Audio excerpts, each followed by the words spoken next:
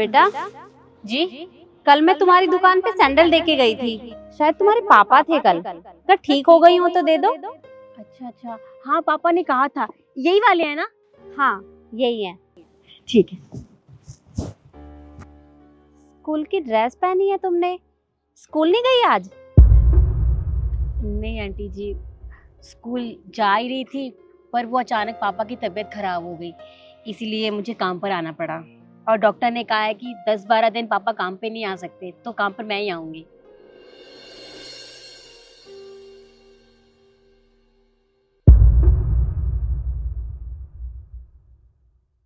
देखिए, घबराने की ऐसी कोई बात नहीं है। वो वायरल चल रहा है ना, तो नॉर्मल बुखार हो गया है और थोड़ी खांसी भी हो गई है। मैं दवाई लिख कर दे देता हूँ, आप इन्हें टाइम से दे दीजिएगा। और हाँ, कम से कम 10-12 दिन इनको आराम करना है, कोई काम मत करने देना। जी।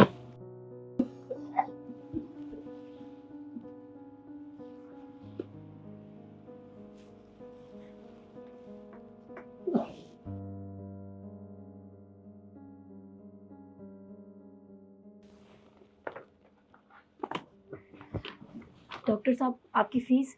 कोई बात नहीं, आप बाद में दे देना। मैं चलता हूँ। जी। बाबूजी, आपने सुना डॉक्टर ने क्या कहा? अब आपको काम नहीं करना है, आपको बस आराम करना है, ठीक है? आप आराम कीजिए, मैं दवाई लेके आती हूँ आपके लिए। पर बेटा वो दुकान आप दुकान की टेंशन मत लो, वो सब मैं संभालूंगी।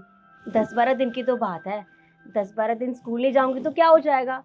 दुकान मैं संभालूंगी, आप आराम कीजिए। आपका ठीक होना ज्यादा जरूरी है, ठीक है? आप आराम करो, मैं दवाई लेके आ रही हूँ। पर तबीयत तो पापा की खराब थी, तो स्कूल से छुट्टी करने की क्या जरूरत थी? दुकान तो कोई और लगा लेता। आंटी जी, कैसे लगाएंगे? अब घर पे सिर्फ मैं, मेरे पापा और मेरी छोटी बहन है। पापा की तबीयत खराब है तो पापा तो आ नहीं सकते, छोटी बहन तो काम कर नहीं सकती, तो घर की बड़ी बेटी होने के नाते मेरा फर्ज बनता है ना ये काम संभालने का, तो इसीलिए। और मेरी माँ नहीं है ना, तो मुझे ये सब काम करना पड़ेगा। आपकी चप्पल। पढ़ लिख के क्या बनना चाहती हो वैसे? आंटी जी, मैं ना पढ़ लिख के बहुत बड़ी डॉक्टर बनना चाहती हूँ, इस शहर की सबसे बड़ी डॉक्टर। मैं गरीब लोगों का इलाज करना चाहती हूँ, क्योंकि आंटी जी मैं नहीं चाहती कि जिस तरह से मेरी पढ़ाई छूटी है एक बीमारी की वजह से, तो इस तरह से किसी गरीब बच्चे की पढ़ाई छूटे एक बीमारी की वजह से। पर ऐसे रोज रोज स्कूल से छुट्टी करोगी तो फिर डॉक्टर कैसे बनोगी? आंटी जी, छुट्टी करना किसी पसंद है, पर क्या है ना, हालात इंसान को मजबूर कर देते हैं काम करने के लिए, इसीलिए। और हम तो रोज कमाने खाने वाले आदमी हैं, कमाएंगे ही नहीं तो गुजारा कैसे चलेगा, और खाना कहाँ से आएगा, तो इसीलिए। और कोई दिक्कत नहीं है, मैं पढ़ाई के साथ साथ ये काम भी संभाल लेती हूँ, वो भी बहुत अच्छे से। कितने पैसे हुए? आंटी जी, वैसे तो आपके 40 रुपए हुए हैं, पर मुझे ना आपसे बात करके बहुत अच्छा लगा, आप मुझे 30 रुपए दे दीजिए।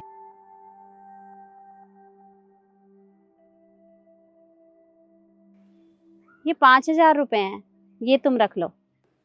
आपके तो सिर्फ 30 रुपए हुए ना, फिर आप इतने सारे पैसे क्यों दे रहे? हाँ बेटा, मेरे 30 रुपए हुए हैं, पर ये तुम्हारे घर के राशन के लिए और तुम्हारे पापा के इलाज के लिए हैं, इसलिए तुम रख लो। दीदी, आपका बहुत बहुत शुक्रिया, आपने हमारे बारे में इतना सोचा। पर वो क्या है ना, पापा ने मुझे मना किया है अजनबियों से इस तरह से कोई चीज़ लेने के लिए, और आप तो मुझे इतने सारे पैसे दे रहे हो, अगर उनको पता चलेगा तो बहुत गुस्सा करेंगे वो। तुम्हारे पापा बिल्कुल ठीक कहते हैं, किसी भी अजनबी से कुछ नहीं लेना चाहिए। पर अभी अभी तुमने कहा कि तुम्हारी माँ नहीं है और मेरी कोई बेटी नहीं है, तो एक माँ अपनी बेटी की मदद तो कर ही सकती है। ये पैसे तुम रख लो और अपने पापा का इलाज करवा लेना। आपका बहुत बहुत शुक्रिया, मैं आपका एहसान जिंदगी भर नहीं चुका पाऊंगी। एहसान वहसान कुछ नहीं है, एक माँ अपनी बेटी के ऊपर कोई एहसान करती है? अरे मैं चाहती हूँ तुम पढ़ लिख के बहुत अच्छी डॉक्टर बनो, तुम्हारे जैसे डॉक्टरों की पूरे देश को जरूरत है। जी आंटी जी, अब ना मैं स्कूल से कभी छुट्टी नहीं करूंगी, और आप देखना मैं एक दिन बहुत अच्छी डॉक्टर भी बनूंगी। हाँ बेटा, बहुत अच्छी डॉक्टर बनना। और हाँ, यहाँ सोसाइटी में ही मेरा घर है, अगर तुम्हें किसी भी चीज़ की जरूरत है तो बेझिझक मेरे पास आ जाना। जी। ठीक है बेटा, मैं अब चलती हूँ। रोज स्कूल जाना, छुट्टी मत करना। जी जी, मैं कभी छुट्टी नहीं करूंगी, रोज स्कूल जाऊंगी।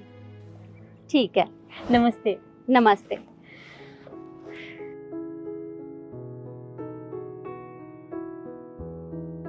इस वीडियो में हमने आपको यही दिखाया है कि जिन बच्चों के पास सब कुछ होता है वो फिर भी पढ़ाई नहीं करते, और ये बच्चे, इनके पास कुछ भी नहीं है लेकिन ये फिर भी मेहनत करके पढ़ाई करते हैं। अपने आसपास ऐसे बच्चों की पढ़ाई में मदद जरूर करें। वीडियो आपको कैसी लगी कमेंट में ज़रूर बताएं और ज़्यादा से ज़्यादा शेयर करें। धन्यवाद।